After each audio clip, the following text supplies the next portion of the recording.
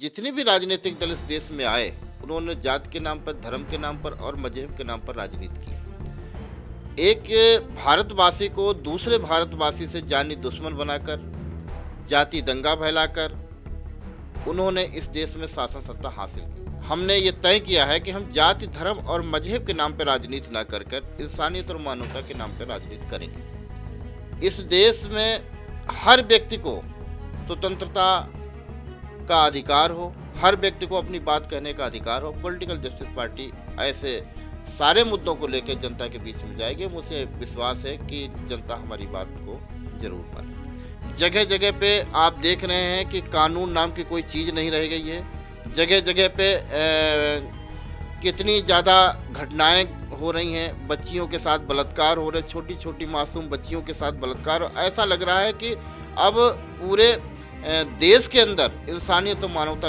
का नाम नहीं रह गया, बिल्कुल मानवता कुचली जा रही है। इस देश में इंसानियत मानवता को कुचल रही है।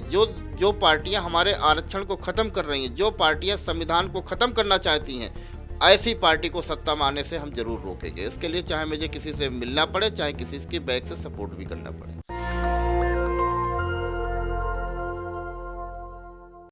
SC ST OBC माइनॉरिटी के नेता, युवा लगातार इस देश में संघर्ष कर रहे हैं। संघर्ष राजनीति के लिए भी है, संघर्ष सामाजिक न्याय के लिए भी है और संघर्ष बराबरी के लिए भी है।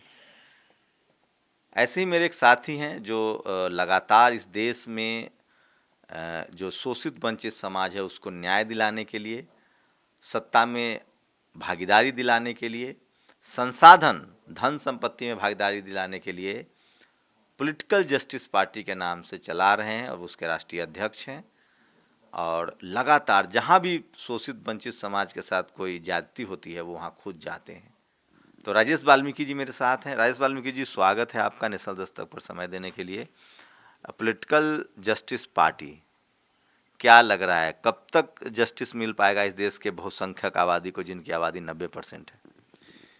देखिए, ऐसा है कि पॉलिटिकल जस्टिस पार्टी को बनाए हुए अभी 1 साल नहीं हुआ है। अभी सितंबर में ही 1 साल पूरा हो रहा है और 30 सितंबर को हमने पॉलिटिकल जस्टिस पार्टी का प्रथम स्थापना दिवस इधर दिल्ली में मना रहे हैं हम लोग, करोल बाग में, अंबेडकर भवन में, जिसमें पूरे देश से जो हमारी पार्टी के डेलीगेट्स हैं, हमारी पार्टी के पदाधिकारी हैं, स्टेट कमेटी के लोग और डिस्ट्रिक्ट कमेटी के लोग, उनको मैंने इधर बुलाया है 30 सितंबर को।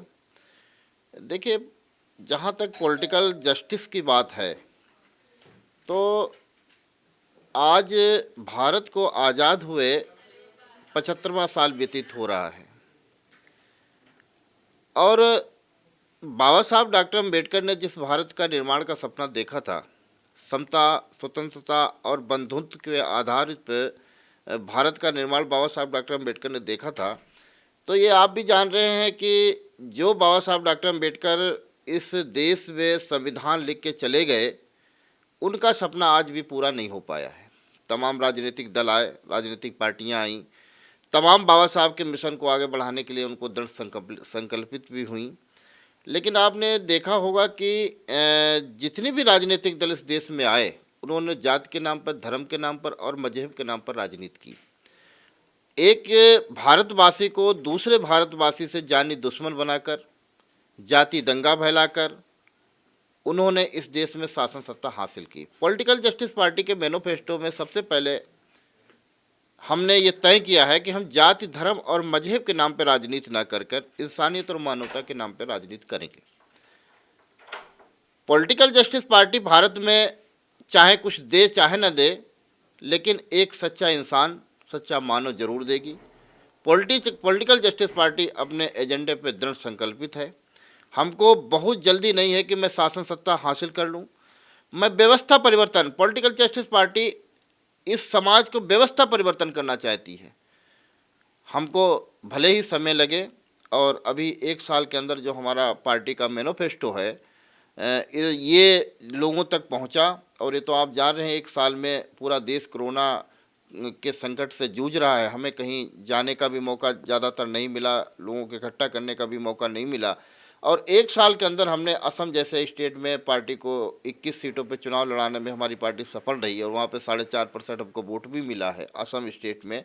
और पूरे देश के अंदर हमने जो पार्टी का संगठनात्मक ढांचा तैयार किया है उसमें 11 स्टेटों में हमारा स्टेट लेवल पे संगठन बन गया है। और अभी 2022 का जो चुनाव होने वाला है उसमें पॉलिटिकल जस्टिस पार्टी मजबूती के साथ में अपने मैनिफेस्टो को लेकर जब जनता के बीच में जाएगी, उसमें मैंने टारगेट किया उत्तर प्रदेश, पंजाब और चंडीगढ़ में उधर निगम पार्षद के भी चुनाव हैं, तो उधर हम चंडीगढ़ में भी अपने पार्टी की तरफ से कुछ कैंडिडेट उतारेंगे।